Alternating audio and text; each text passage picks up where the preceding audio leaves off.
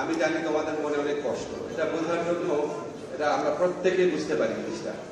তবে বাবা, বিচার প্রক্রিয়া বলার আগে দুটা কথা বলে রাখি। আমরাও কিন্তু মরার নিয়োগ নিয়ে গিয়েছিলাম।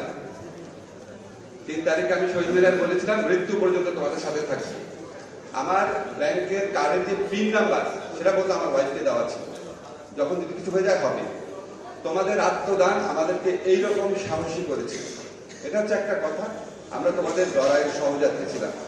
রেজওয়ানা প্রোগ্রামে ছিল, ফরিদা আপা প্রোগ্রামে ছিল, ফয়জুল ভাইকে আমি দেখেছি, লিখেছে উনি তোমাদের আন্দোলনের পক্ষে।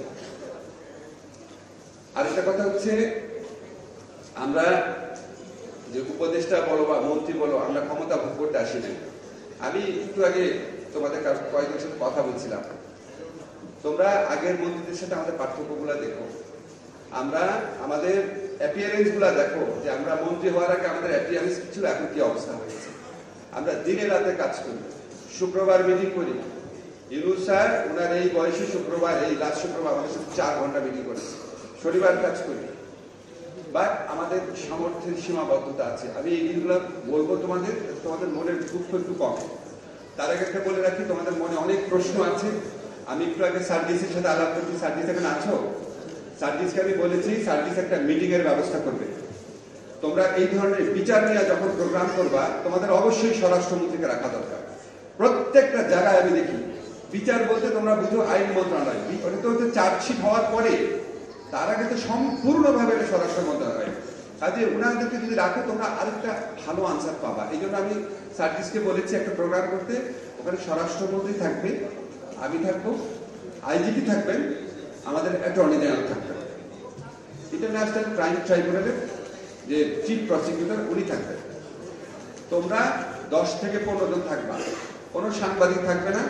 তোমরা একমাত্র তোমাদের দায়িত্ব হচ্ছে আমরা কিন্তু অভিযোগগুলো জানাবো আর আমরা আনসার করবো। পারপাসটা কি? যাতে তোমরা বুঝতে পারো, আমরা বুঝতে পারি আমরা একটা পরিবারের সদস্য। তোমরা ওই জায়গায় আছো, আমরা এই জায়গায় আছি, তার মানে এটা না যে আমরা তোমাদের থেকে কখনো বিচ্ছিন্ন ভাবি। প্রতিনিয়ত আমাদেরকে এই জিনিসটা হন্ট করে, তোমরা ঠিক মতো চিকিৎসা পেয়েছো কিনা, বিচার পেয়েছো কিনা। এই প্রোগ্রামে আমি তোমাদের এখানে ঘোষণা করে গেলাম, আমাদের সার্ভিসের দায়িত্ব অ্যারেঞ্জ করা 7 দিনের মধ্যে করবো। 2 ঘন্টার প্রোগ্রাম করবো, খালি কমপ্লেইন করবা, ঠিক আছে? যা মনে আছে দুঃখ, পুলিশের কাছে কি হয়েছে, আদালত থেকে কি হয়েছে এগুলো বলবো। এখন আমি বিচার প্রসঙ্গে আসি। তোমাদের একটা জিনিস খুব ক্লিয়ারলি যদি মনে রাখো সুবিধা হয়, এটা তোমাদের দোষ না, অনেক শিক্ষিত মানুষও ভুল করে। পুলিশ যে আছে, পুলিশ স্বরাষ্ট্র মন্ত্রণালয়ের আন্ডারে। পুলিশ ওরে গ্রেফতার করলো না কেন, পুলিশ মামলা নিল না কেন, এখানে আমার কিছু করার নাই, খালি ফোন করে বলার আছে, আর কিছুই না। এটা আমার মন্ত্রণালয়ের বিষয় না। আমার মন্ত্রণালয়ের বিষয় কোনটা? যখন পুলিশ তদন্ত করে চার্জশিট দেয়, আদালতে আসি, তারপর থেকে আমার দেখার বিষয়। এখন তারপর তোমরা বলতে পারো, স্যার আপনি আইনমন্ত্রী হিসাবে আপনার মন্ত্রণালয় বিচারে কি ব্যবস্থা নিয়েছে? আমরা বিচারের জন্য ইন্টারন্যাশনাল ক্রিমিনাল যে ট্রাইব্যুনাল আছে, সেই ট্রাইব্যুনালে বুঝে দেখো, সেই ট্রাইব্যুনালে যে প্রসিকিউটর, ইনভেস্টিগেটর, বিচারক, সবাইকে নতুন নিয়োগ দিতে হয়েছে। তোমাদের কি মনে হয় আওয়ামী লীগের প্রসিকিউটর, আওয়ামী লীগের ইনভেস্টিগেটর, আওয়ামী লীগ আমলে অ্যাপয়েন্ট করা জাজ, তারা এসে কি গণহত্যার বিচার করবে? আওয়ামী লীগ এই গণহত্যা করেছিল বিচার করবে? করবে না তো। ফলে সবাইকে চেঞ্জ করতে হয়েছে। এই চেঞ্জ করার প্রক্রিয়া শুরু হয়েছে আমি দায়িত্ব নেওয়ার 2 সপ্তাহের মধ্যে। এমনকি বিচার কাজ করার জন্য যে ভবন, সেই ভবনটা পুরো রিপেয়ার করতে হয়েছে। আমাদেরকে ইঞ্জিনিয়ার বলেছে 3-4 মাস লাগবে। আমি এবং পূর্তমন্ত্রী আদিলুর রহমান খান, তোমরা দেখেছো, আমরা প্রত্যেক সপ্তাহে ইন্সপেকশনে গেছি। 1 মাসের মধ্যে প্রিপেয়ার করা হয়েছে, বিচার কাজ শুরু হয়েছে। এখন আমরা ঘন ঘন বিচার দেখি না তো, আমাদের কাছে মনে হচ্ছে কই, আদালতে তো হাজির করে না। এক্সাম্পল দেখাই তোমাদের। আমি যখন চিফ প্রসিকিউটর তাজুল সাহেবকে বললাম যে পুনরায় যে শুনানিটা হবে সেটা 1 মাস পরে কেন, উনি বললেন এটা তো 3-4 মাস পরে হওয়ার কথা, কারণ এটা ইনভেস্টিগেশন স্টেজে আছে। 1 মাস অনেক কম সময় স্যার। যখন চার্জশিট হয়ে যাবে, চার্জ গঠন হয়ে যাবে, তোমরা ঘন ঘন প্রতিদিনই টেলিভিশনে দেখবা যাদেরকে গ্রেফতার করা গেছে তাদের বিচার প্রক্রিয়াটা। তখন তোমাদের কাছে আরো দৃশ্যমান হবে, তখন তোমাদের মনে হবে যে কাজ হচ্ছে। কিন্তু এখন যে দৃশ্যমান না, এখন ভেবে নিও না যে কেউ বসে আছে। কালকেও মিটিং করেছি প্রসিকিউশন টিমের সাথে, তাদের কি হেল্প দরকার আমি বলেছি, যা দরকার আমাদের সরকারের পক্ষ থেকে দেওয়া হবে। বাবা, এর বেশি আমাদের কিছু করার নাই।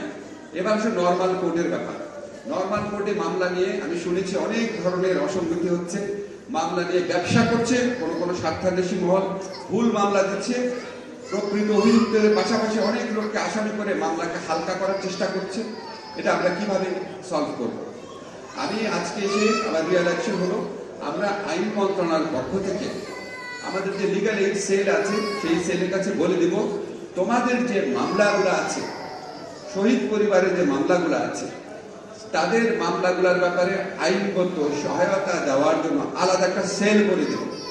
যে একজন আমাকে বলেছেন যে আমরা যে মামলা করার কথা, আমরা মামলা করার অন্য লোক মামলা করে দিয়েছি টাকা কামানোর জন্য, বাণিজ্য করার জন্য। মামলা বাণিজ্য শুরু হয়েছে, মানবতা বিরোধী অপরাধ, হত্যার অপরাধ। এই হত্যার অপরাধের বিচারের দাবি, বিচারের প্রত্যাশা, এটাকে নিয়ে ব্যবসা শুরু হয়েছে আমাদের সমাজে। এদেরকে আমরা চিহ্নিত করব, অবশ্যই তাদেরকে জবাবদিহিতার আওতায় আনতে হবে।